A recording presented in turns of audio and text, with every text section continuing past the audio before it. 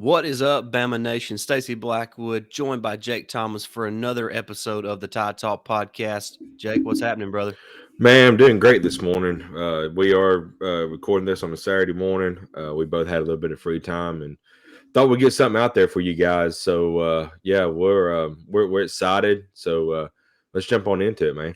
Yeah, I'm excited about today's episode. Here in a minute, we're going to be giving a list of three players each that we're looking forward to watching this spring once Alabama reports back for spring practice for football. So we're really excited to talk about that. But as always, if you like the content here at this channel, hit the subscribe button, hit the notification bell, and give us a big thumbs up. And we would greatly appreciate that. Jake, as we look at this list, we got together pre-recording to go over the list, so we didn't have the same guys, so it would be better content. What we'll do here, Jake, is we'll each start at the top of our list and kind of work our way down and take turns going through our list. So, Yeah. Jake, to start out with your list, who's one guy, I guess, first on your list that you're looking forward to watch this spring? My first guy I'm anxious to see is he's been kind of a Twitter drama, queen on Twitter this past season, cryptic messages, just some weird sayings and stuff. And if you don't know who it is now, it's a Jai Hall, but I'm sure everybody knows with all that. But now he's he's been wanting a chance. Well, now it's his chance. I mean, Mechie's gone, Jameson Williams gone.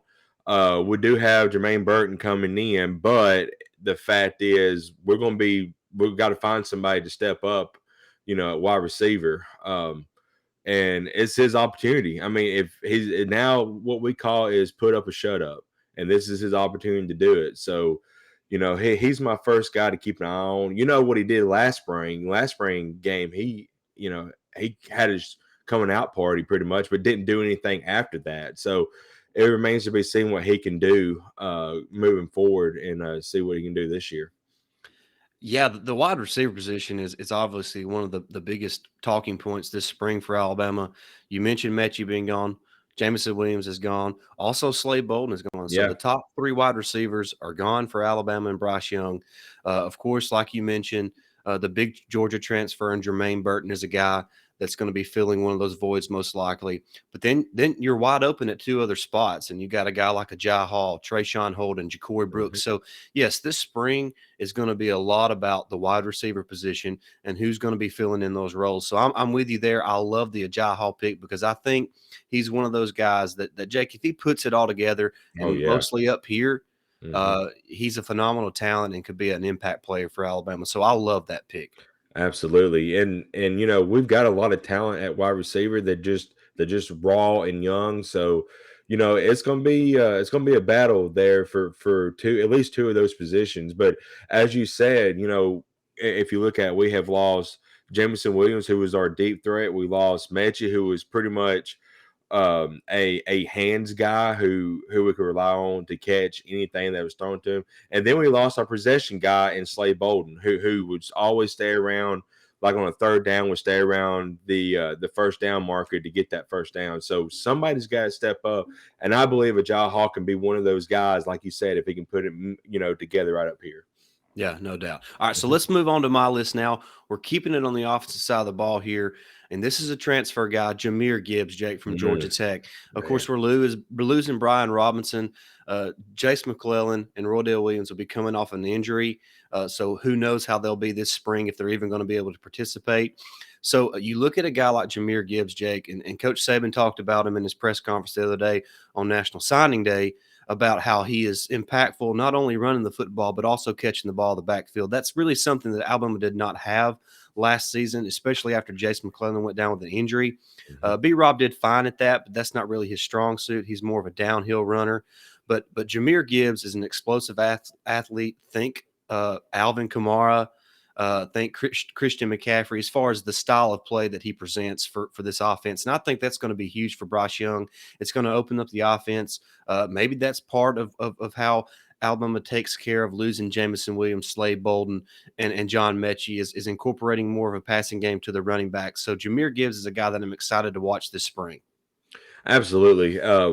When he committed, I was like, man, this dude is going to make an immediate impact because, like you said, the two returning guys at running back both are coming off knee injuries, and as you mentioned, who knows how productive they're going to be in spring, even if they get to play. So having and experience as well, having a guy Right. that's experienced like Yep. Jameer Gibbs coming in, and it's only going to help Bryce Young, who he don't really need any help himself, but having an elite running attack helps open up the passing game. And Jameer Gibbs, man, he's a like you said, he's a great talented guy, and like you said, he just oozes Alvin Kamara, so I'm excited to see him on the field this spring. Yeah, it's going to be exciting to see a guy with that type of skill set, just explosive, just a playmaker is what he is. So I'm excited to see him. All right, Jake, who you got next on your list? My next guy, he's been in the program for a while now, and since he's been here, he's not really made an immediate impact. And this year, I feel like he can do it because he started playing better as the year got better. Like in the SEC championship game, and the two playoff games, he started playing a lot better, and that is Justin Aboigbe. I mean, this kid. I mean, he's a great talent. He just seem like he's got it, hasn't found it yet, and has made an impact like we thought he would when he come into the program. But we lost a great guy in Fidelian Mathis, lost a couple other guys. So now we need somebody on the defensive line to step up, and and this is his opportunity. So I expect him to have a good spring, and we need him to get ready and be a threat on the defensive line that we know we can be.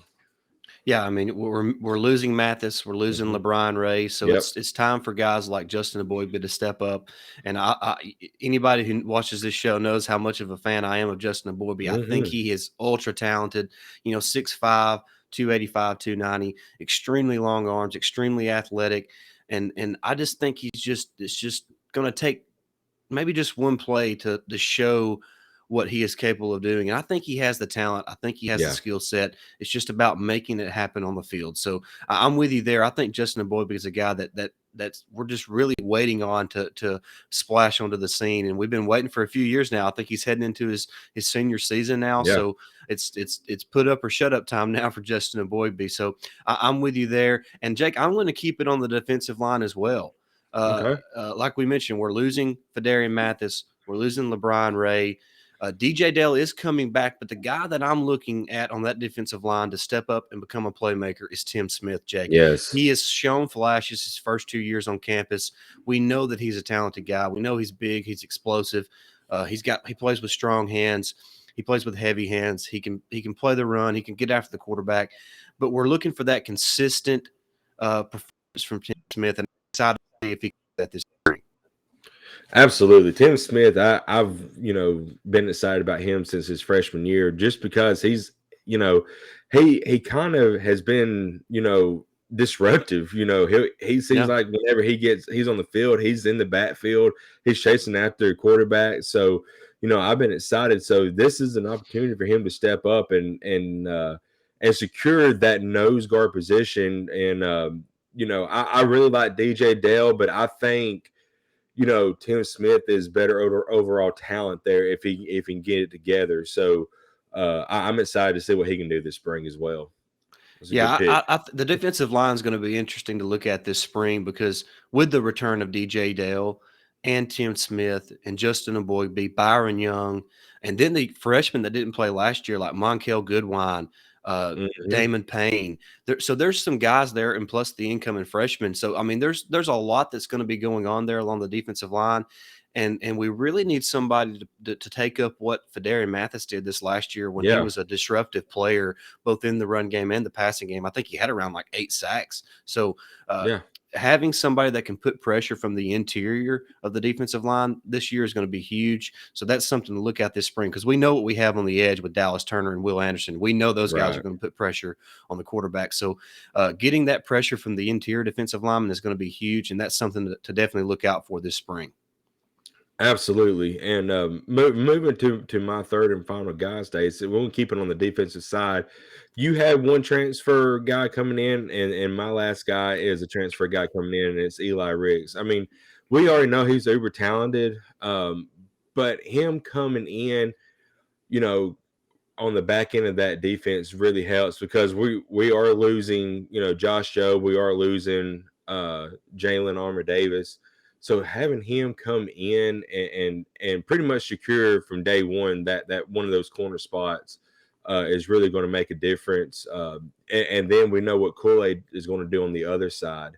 So Alabama can have two shutdown corners, Yeah. coming into spring, and that's going to be really key because I mean, Job had his had his ups and downs, but JAD, man, his one and only year at Alabama, man, he killed it. So I think Eli is going to be an amazing, coming in is going to be amazing at corner one probably.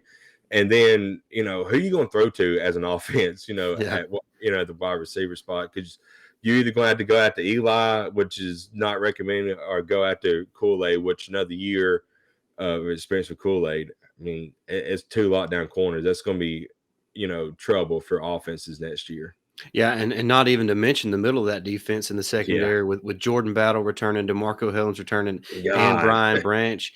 The back end of the Alabama defense is going to be scary good, and it Yeah. should be difficult on opposing offenses to move the ball with ease against that defense. So, yeah, I'm with you there. I'm excited about the addition of Eli Riggs. The three transfers that Alabama has, Jake, Jameer Oof. Gibbs, Eli Riggs, and Jermaine Burton are all three instant impact players, Jake. I Yeah. think people are undervaluing Jermaine Burton because of his numbers that he put up at Georgia. But look, guys, they didn't open the playbook up. I know they won the national championship with Stetson Bennett, but Stetson Bennett is not Bryce Young. No. So I just feel like, and Jermaine Burton knows that, and I think that's what brought him to Alabama. I think he realizes the opportunities that he's going to have at Alabama. I mean, he's seen Jerry Jeudy, Amari Cooper, Henry Ruggs, Devontae Smith, Jalen Waddle, Julio, all these guys be first-round draft picks under Alabama and Nick Saban. So he sees the writing on the wall that he has an opportunity to come in, Jamison Williams, John Mechie, and be an instant impact guy, put up big numbers, and maybe work himself into the first round of the NFL draft. So I'm excited about Burton too. It was hard to leave him off this list, but we didn't want to fill the list with the three transfers because that's kind of obvious. Yeah. But I'm with you there. I love the addition of Riggs. I think he just makes that back end that much more elite. So I'm excited as well. And as we wrap this up, Jake, my final player to watch this spring is Tommy Brockermeyer, Jake. Oh, yeah. The offensive line is a major question mark. We lose Evan Neal, maybe could be the top pick in the NFL draft. He's going to be a top 5 pick, but he's possibly shooting for that number 1 spot there for the Jacksonville Jaguars. So losing him is huge. We're also losing Chris Owens, Jake. I hate to be like this, but that's not a massive loss from a talent standpoint. He has great experience, but the talent is not what is sitting behind him. So can Tommy Brockermeyer come in and solidify one of those spots along the offensive line? We're going to have Javion Cohen back. We're going to have Seth McLaughlin back. Emil Ekiyor's back. What do they do with Darren Dalcourt? There's a chance that there's a guard spot open and a tackle spot open, or 2 tackle spots open, depending on what they do with Javion Cohen. Can Tommy Brockermeyer come in this spring, make a name for himself, and solidify one of those tackle spots for Alabama? I'm looking at that right tackle position, Jake, most specifically. And can he solidify that spot there along the offensive line? Because we all know the protection was not great for Bryce Young last year. It needs to be improved. So offensive line play this spring, and how Coach Saban and new offensive line coach Eric Walford decides to kind of put these guys together, and how he fits these guys in piece by piece along the offensive line is a big key for me this spring. Absolutely. That's a very good pick. Tommy, he was an elite talent coming out of high school. And I mean, Alabama is loaded at offensive line, but last year, like you mentioned, we had some struggles, especially at right tackle. Even though Bryce did win the Heisman, I mean, there was a lot of games he was running for his life. So, we've got to keep our Heisman quarterback upright. We got to make sure he don't get hurt. So one of the things that we got to do is solidify, that offensive line. And we do have 3 guys coming back. Last year, it seemed like I really loved Dalcourt, but when McLaughlin come in, it just seems like they gelled a little bit better. So I agree. we'll have to see what they do with Dalcourt. But if Tommy Brockenmeyer can come in and solidify that right tackle position, like you said, then you can worry about, the other side of the ball, either being guard or left tackle. And of course, you still got JC Latham who could fill that role, or Amari Kite, he's still Amari there. Kite. Yeah. The Then you other got kid. Tyler Booker coming in, Yeah. Elijah Pritchett. There's Yeah. There's so much 10 talent. guys. There's 10 guys. And we talked about it last year in the preseason, Jake, about the number of guys that are in the offensive line room that are uber talented, but it's about the 5 best guys, Right. that fit from a communication standpoint and just how they mesh together. And so that's going to be huge. I could have easily said JC Latham, Amari Kite, exactly. just a handful of players. So I went with Tommy Brockermeyer because I really think he has a chance to solidify that right tackle spot. What did they do with JC Latham? Did they move Javion Cohen out to tackle and put maybe JC Latham at left guard or Darian Dalcourt at left guard? How they do this is going to be interesting. So I'm super excited about the offensive line this spring because that's where you see the coaching staff start to play with things and kind of move guys around and try to find the 5 best players to plug in there at the offensive line. So super excited about that. Yeah, and getting, no disrespect to Doug Marrone. I mean, he was an NFL coach. I mean, NFL head coach, but his scheme did not work at the college level. And we talked about that. I believe we talked about that last night on our show. It might have been on our other show. It might have been last week, but we had mentioned that it just didn't work well at the college game. Wolfer's coming in, and he is a college guy. So I believe whatever those 5 positions are and whoever fills them, this offensive line is going to look a lot different, and it's going to be a lot better just for a coaching standpoint as well. So I'm excited about that as well coming into the spring. So and I do believe Tommy Brockenmeyer, out of those guys, I mean, they're all uber talented, but Brockenmeyer just has a little bit, to me, has that it factor that, has just a little bit more talent to me than the other guys, but they're all uber talented. Yeah, I'm with you.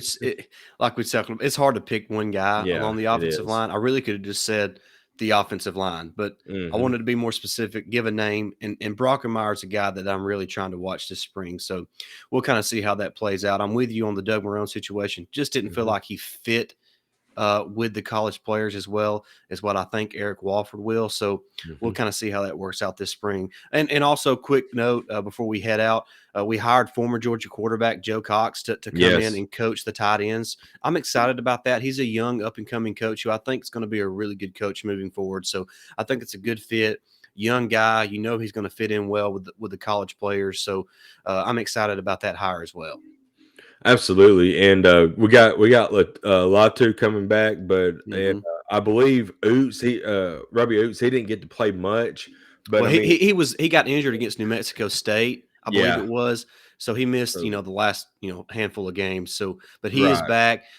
We got several tight ends coming, Jake. I think Amari Nablack is going to be an elite player before it's all said and done. So I'm excited about the tight ends that I've brought in this signing class of 2022.